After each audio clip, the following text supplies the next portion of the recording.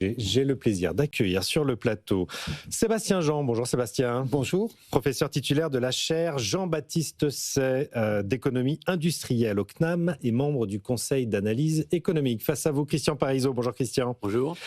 Économiste et conseiller auprès de Aurel BGC et Anthony Morlet-Lavidali. Bonjour Anthony. Bonjour. Je l'ai dit, économiste chez Rexecode. Rexecode avec qui on va débuter l'émission ce matin. Cette étude qui vient de sortir, faite main par Michel Didier, président honoraire économique, grand économiste français, président honoraire de Rexecode, dont les conclusions, je l'ai dit, sur l'ISF sont implacables, inefficaces sur le plan redistributif, négatifs pour la croissance et contre-productifs pour les finances publiques. Ça fait beaucoup quand même pour un seul impôt. Alors ça fait beaucoup, mais en même temps, quand on regarde un petit peu aujourd'hui les folies fiscales qu'on voit émerger un peu partout, il nous semble qu'on avait besoin de faire le bilan de certaines mesures, et l'ISF était un petit peu tout trouvé, puisqu'on a 40 ans d'ISF derrière nous, donc c'était quand même l'occasion d'essayer d'évaluer ce type de mesures. On sentait bien quand même qu'a priori, il y avait des effets négatifs qui étaient un peu non documentés, ou en tout cas pas suffisamment mis sur la table. On avait deux pistes qui nous le suggéraient un peu, c'est d'une part, la plupart des pays, les 12 pays européens qui avaient un ISF en 90, l'ont abrogé, pour la plupart, donc déjà ça dit quelque chose. Et nous en France... Est-ce qu'on est le dernier pays européen à avoir un impôt sur la fortune ? Alors au niveau national, tel qu'il est calibré, oui, ça c'est très clair. Après, il en existe des plus régionaux à la main des... Ça c'est différent, avec pas mal d'exemptions. Donc on est quand même une singularité. Et puis nous-mêmes, on a eu plus de 200 amendements qui ont fait bouger l'ISF au cours des 40 dernières années. Donc ça montre bien aussi qu'on est rarement parfaitement convaincu par cet impôt. Modifié plus de 200 fois. Complètement. Ça donne un peu le côté très, très politique de cet impôt. Ça montre bien qu'il y a probablement des effets négatifs qu'on essaie de corriger en permanence et on n'y arrive pas. Et les conclusions de l'étude, au fond, c'est de se dire qu'il y a plusieurs canaux qui sont souvent un peu éludés, mais bien sûr, il y a les départs qui contribuent effectivement à éroder la base fiscale. Donc ça, c'est le premier point. Oui. Il est souvent mis sur la table. Mais il y en a d'autres. Par exemple, le fait que quand un actionnaire d'une entreprise part, son entreprise génère moins de valeur ajoutée sur le sol français. Et donc, c'est moins de recettes fiscales par ailleurs qui sont récoltées. Et puis, peut-être quelque chose de plus difficile à évaluer, on a tenté de le faire, c'est toujours imparfait, mais nous semble-t-il, c'est le premier canal de perte de recettes. C'est tous les entrepreneurs qui finalement, au lieu de monter leur entreprise en France, le font ailleurs, ou les investisseurs étrangers qu'on aurait pu attirer sur le sol français, qui ne viennent pas. Et donc ce contrefactuel-là, qui est souvent mis un peu de côté, c'est quand même à la fin du PIB en moins et une base fiscale qui s'érode. Donc on ne découvre pas l'Amérique en quelque sorte, mais ça nous montre bien que quand on surfiscalise probablement une base, eh bien soit elle se déplace, soit elle s'érode. En tout cas, ce n'est pas la solution à long terme. C'est la fameuse courbe de l'affaire, finalement, j'ai envie de dire, Christian Parizeau. Si vous voulez réagir sur mon compte Twitter, @legenra, LEGVNRA, faut-il supprimer définitivement l'IFI ? Aujourd'hui, c'est plus qu'un impôt sur la fortune immobilière, un demi-ISF. Est-ce que cette courbe de l'affaire, on l'a atteinte ? Moi, ce qui me fait réagir, c'est aussi, Christian, le rendement de la CDHR. Le CDHR, la CDHR, c'était la contribution différentielle sur les hauts revenus préparée par Michel Barnier à l'époque, c'est-à-dire une surtaxe pour les ménages qui gagnent plus de 250 000 euros par personne, donc 500 000 pour un ménage. Elle devait rapporter 2 milliards au départ, elle a rapporté 400 millions au final. Est-ce qu'on est au pic de la courbe de l'affaire ? Alors, je pense qu'on a un exemple. Ceux qui n'y croyaient pas, alors je sais que la courbe de l'affaire, c'est simple, c'est un petit dessin qui a été fait sur rien de scientifique. Un coin de table, mais c'est très difficile à démontrer, mais là on a un exemple. Sens. La France vient de nous montrer un exemple concret que ça marche, la courbe de l'affaire. Alors pas tout le temps, je suis d'accord, on ne va pas le généraliser, mais en tout cas ça marche. Alors juste un petit point quand même qu'il faut rappeler à nos chers politiques. L'impôt, le premier objet de l'impôt, c'est de rapporter de l'argent. C'est du rendement. Donc c'est du rendement. Donc arrêtons de vouloir nous empêcher de consommer du sucre par l'impôt, par une taxe. Arrêtons de vouloir nous dire que... Non aux taxes comportementales. Que ça c'est bien, ça c'est pas bien. L'impôt doit rapporter. Et pour qu'un impôt rapporte, c'est un petit taux, une base large. Donc là, on a la preuve. Bon principe. C'est quoi ? C'est une base très étroite avec un impôt élevé. Bon, pourquoi la base très étroite ? Ça pose problème parce que, ça coûte très cher à collecter. Parce que si vous vous intéressez que sur une petite partie de la population française, vous êtes obligé de les identifier, de vérifier s'ils sont bien imposables, et ça coûte très cher. Alors que si vous faites la TVA, vous savez que toutes les personnes, tout le monde va payer, donc ça simplifie la levée. Donc si vous voulez un impôt efficace, faites une base large. En plus, plus la base est restreinte, plus les gens sont incités à contourner. Si vous taxez tout le monde avec un taux très faible, les gens vont quand même accepter l'impôt. Si vous taxez une petite minorité de votre population, ils ont l'impression d'être véritablement ciblés et ils vont tout faire pour l'éviter. Et en plus, si vous êtes touché la population qui est la plus aisée, qui a plus le moyen de payer des conseils pour éviter l'impôt, ou alors de partir, forcément, le rendement de votre impôt baisse. C'est tout simple. Donc, arrêtons de vouloir faire des impôts trop ciblés. Alors, dernière chose, le taux. Il faut arrêter qu'en France, qu'on mette des taux super élevés et plein d'exemptions derrière pour abaisser. On vient de voter une surtaxe d'impôt sur les sociétés qui porte à 35,3% de d'IS quand les États-Unis baissent à 15%, par exemple. Faire plein d'exemptions, quoi. Mettons un taux soutenable pour tout le monde et puis on arrête de faire la petite ligne parce que derrière après on s'étonne il y a des niches fiscales. Oui, mais si vous faites plein d'exemptions derrière vous créez des niches fiscales. Donc revenons à la base, un impôt doit rapporter, un impôt doit être large. Par contre, disons la vérité aux Français, le redressement des comptes publics, tout le monde paiera.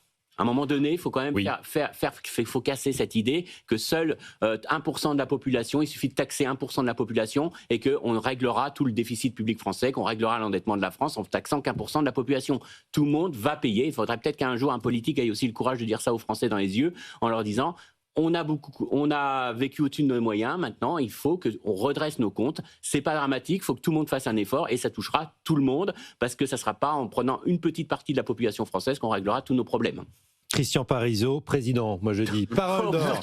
Sébastien Jean, ce que dit Christian, on l'entend depuis longtemps aussi, c'est-à-dire que les bonnes règles de la fiscalité, on les connaît, base large, taux étroit, on n'a jamais été fichu de l'appliquer. Qu'est-ce qui cloche dans ce pays ? Alors, il y a différentes dimensions. Il y a aussi une dimension redistributive qui est partie intégrante des missions de l'impôt et qui doit être remplie. Mais effectivement, je crois que ce qui est intéressant dans cette vue longue, je ne peux pas m'exprimer sur le fond parce qu'il faudrait du temps pour analyser ce qui est l'étude en question. Mais ce qui est intéressant, c'est que ça permet d'avoir une vision dynamique de ces impacts de l'impôt. Oui. Et on a trop souvent ce que Bercy a trop rarement. Oui, alors c'est complexe aussi, mais on a trop souvent une photo à l'instant donné en supposant que les comportements ne changent pas. Qu'est-ce que ça donne ? C'est vrai que c'est le plus facile. Qu'est-ce qui s'est passé sur la contribution différentielle sur les hauts revenus ? Là, on sait pourquoi on pensait avoir 2 milliards au départ et 400 millions à la fin. Il est crucial de prendre en compte dans l'évaluation, dans la construction de notre fiscalité, cet impact sur les comportements. Et c'est vrai que plus on est sur des bases étroites avec des taux élevés, plus on va avoir de problèmes. Donc il faut arriver à mieux anticiper ça. Et c'est, je pense, une des grandes leçons. La deuxième, c'est la vertu de la simplicité. Et au fond, et c'est un peu ce qui vient d'être dit, effectivement, mais au fond, on a empilé, on a cessé, et c'est frappant effectivement, ce décompte du nombre de réformes. Alors, il y a une complexité, il y a un manque de cohérence dans le temps, une variabilité, une instabilité incessante, fiscale et législative. L'ISF modifié plus de 200 fois depuis sa création. Alors que tout le monde sait qu'il faut de la stabilité. Et puis, il y a une complexité qui empêche d'anticiper et qui surtout, justement, donne lieu à toutes sortes d'effets secondaires indésirables sur les comportements parce que ça permet d'optimiser en utilisant les complexités d'un système. Donc, ça manque de transparence, c'est peu démocratique et ça manque d'efficacité. Le risque, c'est de rater tous les buts. Anthony ?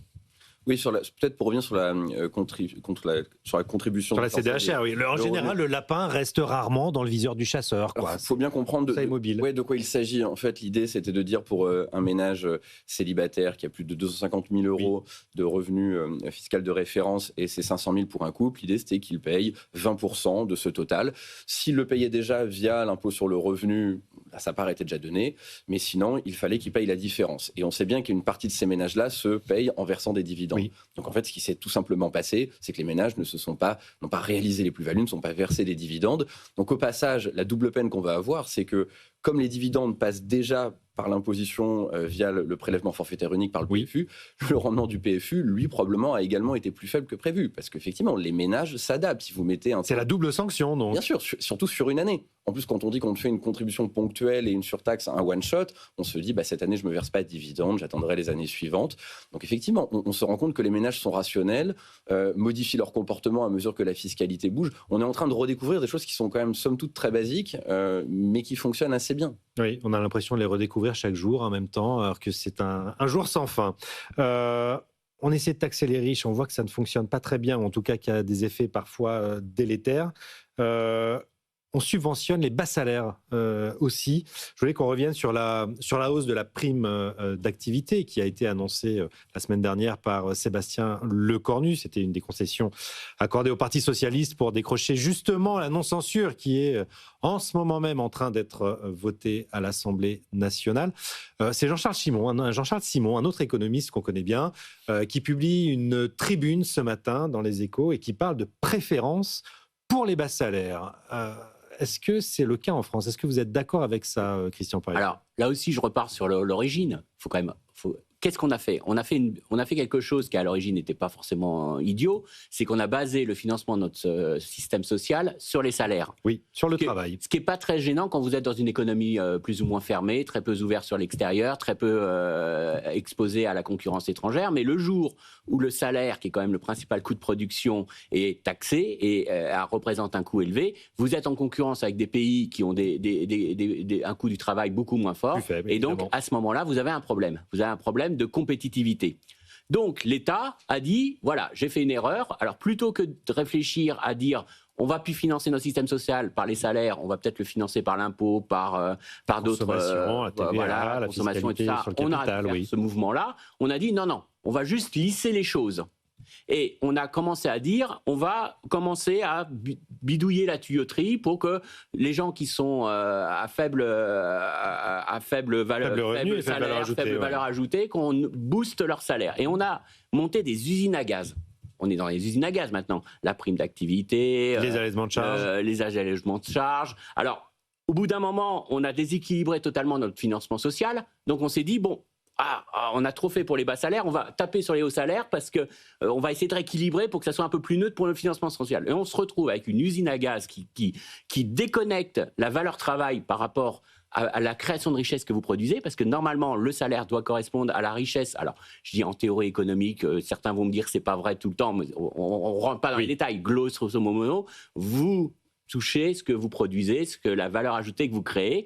Donc, si vous êtes à créer beaucoup de valeur ajoutée parce que vous êtes dans un secteur technologique, vous êtes bien payé. Oui. Si vous êtes dans un secteur où il y a faible valeur ajoutée, vous êtes moins bien payé. Et donc, c'est pas l'État qui va changer cette équation économique. Donc, l'État se heurte aujourd'hui à cette équation économique. C'est-à-dire que la France crée beaucoup d'emplois dans les services, dans le tourisme, dans tout ça, qui ne sont pas des secteurs où on a de la forte valeur ajoutée. Si on créait beaucoup d'emplois dans le secteur technologique, si on avait Samsung Electronics chez nous, si on avait Apple chez nous, là, on aurait des hauts salaires qui seraient bien rémunérés. Donc, l'idée aujourd'hui, c'est qu'on est dans une situation complètement aberrante, c'est-à-dire qu'on veut remonter les taxes, on veut remonter le financement, le coût du financement sur les hauts salaires en se disant on va pouvoir quand même leur prendre un peu plus pour aider les bas salaires. Et donc, on renforce la progressivité. Du coup, les gens qui sont des chercheurs, les gens qui peuvent éventuellement faire évoluer vos entreprises, vous augmentez leurs coûts et ils sont plutôt incités, en plus ce sont des gens mobiles, ils sont plutôt incités à travailler à l'extérieur. Donc c'est pas comme ça que vous allez monter en gamme, c'est pas comme ça que vous allez réindustrialiser la France sur des secteurs à forte valeur ajoutée. Et ensuite, on subventionne les bas salaires, mais avec des systèmes qui aujourd'hui font que les gens qui sont dans les bas salaires, si vous les augmentez d'€1, ils ont intérêt à refuser cette augmentation. On avait ce fameux chiffre qui avait été publié pour dire que pour augmenter de 100 € net, il fallait augmenter de 500 € le brut. Il y a déjà ça, il y a le coût pour l'entreprise et il y a le coût pour la personne, mais surtout maintenant on se retrouve avec les systèmes de compensation qu'on fait, les déclarations, que quelqu'un qui est peut-être augmenté de 25 €, il aura plus sa prime d'activité qui était de 50 €. Donc vous l'augmentez de 25, il perd 25. Je grossis le trait. C'est ce qui s'appelle une trappe à bas salaire, non? Voilà, on est dans une trappe à bas salaire. Donc on est dans un système... Est-ce que c'est ce qui explique une forme de smicardisation de la société française qui crée des colères quand même populaires absolument importantes? On est allé très loin et aujourd'hui on s'aperçoit sans doute en grande partie trop loin dans ce principe qui quand même au départ, et il faut le rappeler, était une réponse au chômage des non-qualifiés. Oui. Au début des années 90, quand on a commencé à mettre en place ce type de dispositif, ça a marché en tant que tel. Et voilà. C'est-à-dire que question que j'allais vous poser. Est-ce que ça a marché en tant que tel, au moins dans un premier temps. C'est-à-dire qu'en baissant le coût des non-salariés, effectivement, on a augmenté leur emploi. Le problème, c'est que plus on appuie sur ce mécanisme-là, plus on se sert de ce mécanisme, moins il marche bien et plus il crée d'effets pervers secondaires qui sont ceux qu'on vient de décrire. C'est-à-dire que des gens qui sont dans des emplois qui sont à faible salaire mais à faible impôt, si on leur augmente leur salaire, on augmente aussi leur impôt. Donc pour l'entreprise, c'est dissuasif. Oui. Donc ça pose un gros problème. Le deuxième aspect qu'il faut souligner, c'est que ces baisses de charges sur ces baisses de cotisations sur les bas salaires, ça c'est pas du tout quelque chose qui était une solution en termes de compétitivité. Pourquoi ? Parce que le secteur industriel emploie très peu de gens au SMIC. C'est les services qui sont concernés. Et donc, c'était pas du tout une réponse à nos problèmes de compétitivité. C'était le débat en 2012 du rapport Gallois. Notamment, mais pourquoi c'était le débat ? Parce que le débat, c'était de savoir jusqu'où on allait. Voilà. Est-ce qu'on allait jusqu'à 2 fois, 3 fois le SMIC, hein ? Et là, on sait qu'il y a d'autres impacts qu'on peut avoir, d'autres effets pervers sur le marché du travail. Lesquels ? Qui risquent le fait que ces baisses de charges, ce soit en fait les salariés qui les captent en gain de salaire parce qu'ils sont dans une position de négociation qui leur permettent de le faire. Donc c'est pas du tout la même problématique les hauts salaires que les bas salaires en France. C'est-à-dire que l'entreprise est prête à payer beaucoup plus cher, quitte à payer davantage de cotisations. C'est-à-dire que si on augmente la demande de travail sur un segment du marché du travail où il y a déjà plus d'offres ou autant d'offres que de demandes, voire plus d'offres, à ce moment-là, ça va simplement tirer les salaires vers le haut. Donc, c'est bien pour les personnes concernées, mais en termes de politique publique, ça ne répond pas aux objectifs qu'on pensait atteindre. Si l'objectif était de compétitivité, c'est raté, et emploi, c'est raté aussi. Donc voilà, c'était la deuxième limite, c'est ce qui a rendu cette partie-là du pacte de compétitivité, à l'époque, très contestée. C'est un système très franco-français, système des allègements de charges et de subvention des bas salaires, ou on peut le trouver ailleurs en Europe ? Alors, à ce stade, c'était très franco-français. Et il me semble qu'on avait acté avec le rapport Bozio-Wasmer qu'il fallait reprofiler justement les allègements de charges. Parce que ça crée cet énorme problème de dire, quand une entreprise veut augmenter ses salariés plutôt peu rémunérés, ça lui coûte une fortune et le gain net pour le salarié est très faible. Et la contrepartie dont on parle très peu, on avait sorti une étude là-dessus, c'est que si vous faites des allègements sur les bas salaires, il faut quand même bien trouver des cotisations sociales quelque part. Il faut financer, moi c'est la question que j'allais vous poser après. Comment on finance notre sécu qui est à 24 milliards de déficit ? Et donc c'est une surfiscalité sur le travail qualifié. Donc on est en train de pousser l'économie vers le bas, c'est un peu la low-skill économie, en subventionnant massivement les bas salaires, en incitant les entreprises à recruter ce type de profil-là. Par contre, nos ingénieurs dont on aurait besoin, si on veut être quand même à la pointe, à la frontière, on nous parle de révolution IA, et la France, en tout cas en Europe, est pas si mal placée. Si on a une surfiscalité du travail qualifié, ça pose un problème d'ordre 1. Donc c'est pas uniquement le fait de, subventionner ou d'alléger très fortement les cotisations qui sont graves sur les bas salaires, c'est qu'en plus on le retrouve derrière, évidemment, avec une surfiscalité sur le travail qualifié. Et ça vient très vite. Quand on parlait de l'industrie, par exemple, dès que vous avez des profils un peu expérimentés, très vite, on tombe dans le moment où le coût de la main-d'œuvre en France est beaucoup plus élevé qu'ailleurs. Vous posez la question à des très belles entreprises, pour ne pas les nommer, des Airbus et Safran et que sais-je, même dans des secteurs très performants, vous disent le coût du travail en France, à niveau de compétences données, est beaucoup plus élevé. Oui, parce que par exemple, en Allemagne, les cotisations sont plafonnées. Et nous, elles sont déplafonnées pour partie. Donc c'est un vrai sujet. Oui, après, juste pour compléter ce qui a déjà été dit, c'est-à-dire qu'aujourd'hui, est-ce qu'on a besoin de subventionner la distribution et d'avoir des bas salaires dans la distribution? Vous savez très bien que ils vont pas être concurrencés par l'étranger. Oui. Est-ce qu'on a besoin de subventionner l'emploi dans le tourisme? Sachant qu'il faut attirer les gens chez nous, mais après, derrière, c'est pas là où il n'y a pas une concurrence des Chinois sur le tourisme. Donc le gros problème, c'est que c'est clairement mal calibré. Là où on marche sur la tête quand même, c'est qu'aujourd'hui, on peut avoir des gens qui refusent des hausses de salaire.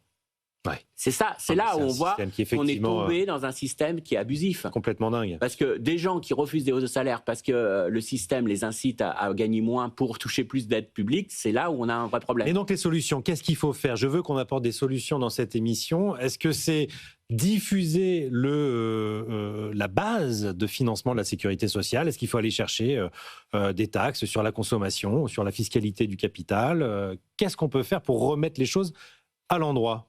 Sébastien Jean, Anthony et Christian, vos 3 solutions. Je n'ai pas de solution magique, mais je crois qu'il faut simplifier, il faut éviter d'abuser des leviers, même ceux qui marchent, en l'occurrence les baisses de charges sur les bas salaires. Ça ne veut pas dire qu'il ne faille pas les utiliser, mais il faut les utiliser avec plus de modération, avec un système plus transparent et plus simple. Ce que ça veut dire aussi, c'est que ce ne sont pas ces politiques-là qui permettront de résoudre d'autres problèmes plus structurels, le problème du chômage, et le problème de la compétitivité. Donc, ça renvoie à des politiques qui attaquent plus directement ces questions-là. Oui.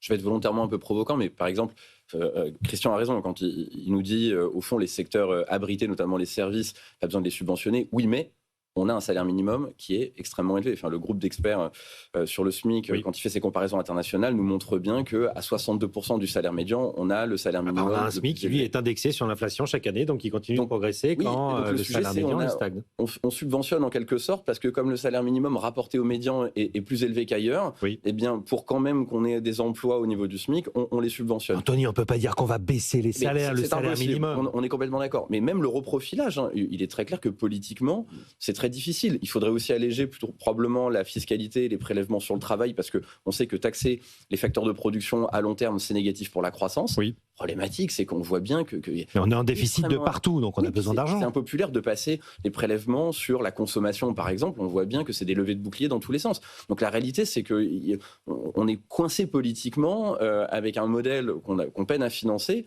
et puis pas de solutions crédibles qui peuvent trouver une majorité à l'heure actuelle en France. Donc on peut les trouver, les solutions sur le papier, les économistes sont bons pour le faire, mais pour les porter politiquement, là, ça devient très compliqué. Christian Parizeau. Moi, je dirais que, il faut que les politiques arrêtent de dire que c'est l'État qui gère le pouvoir d'achat des Français.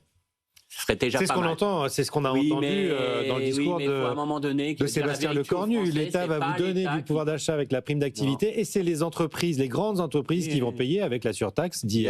Bien sûr, mais il faut à un moment donné, ils se sont piégés eux-mêmes avec ce discours-là. Ils se sont piégés eux-mêmes parce que c'est pas à l'État de gérer le pouvoir d'achat des Français. C'est l'État doit donner des conditions de travail, doit donner des choses comme ça, mais c'est pas l'État qui donne le pouvoir d'achat. Déjà, premier élément, ça serait bien d'arrêter de mentir là-dessus, ça simplifierait le débat politique. Et puis je pense qu'en deuxième, c'est mettre la TVA sociale. Très clairement, c'est faire une TVA. Quand vous avez une inflation. Le dernier qu'on a parlé, c'était Jean-Louis Borloo. Il est resté 3 semaines à Bercy. Je vous dis juste au niveau conjoncturel, en France, on a une inflation de 0,8%. Avec Chypre, on est le pays qui a l'inflation la plus basse en Europe. Donc 0,8, c'est même trop bas. Parce que vous savez très bien que quand on passe en dessous des 1%, on n'est pas à l'abri, avec les erreurs statistiques, d'être limite en déflation. Donc aujourd'hui, on a une inflation trop basse. Donc c'est le moment de le faire. Et ça affecterait moins les Français que si on avait une inflation, un pic d'inflation. Donc c'est le moment de le faire. L'inflation est très basse en France et ça permettrait d'assainir les choses. Pourquoi ? Parce qu'aujourd'hui, on ne peut pas revenir en arrière. C'est-à-dire que vous ne pouvez pas dire aux gens qui ont des primes à l'emploi, je vous le retire parce que oui, c'est une pas fois bien. que c'est cranté. Mais surtout que c'est des salaires qui restent quand même extrêmement modestes. La vie n'est pas facile à 1 500 € par mois. Je suis d'accord, c'est pas politiquement tenable. Donc la seule façon, quand on est dans des situations comme ça, c'est d'acheter. C'est d'acheter la paix sociale en actant finalement ce niveau-là, mais avec une autre solution. Et ce serait le moment de passer par la TVA et d'alléger globalement le coût du travail en France et de faire peser en tout cas le financement social, non plus sur le travail, ce qui est une aberration et ça fait des années et c'est là-dessus qu'il faut accélérer. Et s'il y a une chose à faire maintenant, c'est tout ce qui permet d'alléger le coût global du travail, donc finalement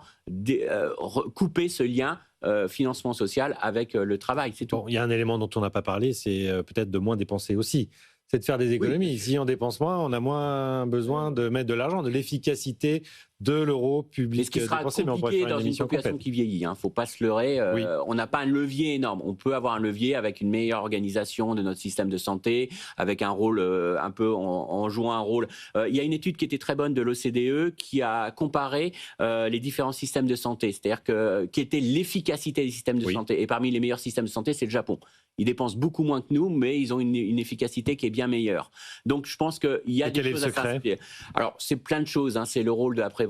C'est des choses qu'on connaît tous, on entend tous parler. C'est le rôle de la prévention. Ce que disait le rapport de l'OCDE, que notre grosse faiblesse en France, c'est que l'hôpital est très inefficient. Et je dis pas ça vis-à-vis des gens qui travaillent à l'hôpital. C'est l'organisation de l'hôpital qui est très inefficient, parce qu'on a une médecine de ville qui est trop faible et qui surcharge les fonctions de l'hôpital. Oui. Et du coup, l'hôpital dépense beaucoup sur des choses où on pourrait le faire en médecine de ville. Et ça crée des surcharges, ça crée un mal-être parce que l'hôpital soigne mal, entre guillemets, parce qu'il y a des services qui sont très bons. Je ne veux pas non plus jeter la pierre aux gens qui travaillent très bien là. Mais c'est un vrai problème d'organisation et d'efficacité. C'est pas un problème de moyens. Mais bon, c'est pareil pour l'éducation, c'est pareil pour tout ça. Et je vais pas refaire le monde, mais en tout cas... On a un début de programme présidentiel, moi je trouve. Il y a beaucoup d'idées autour de la table, il y a plein de choses très intéressantes.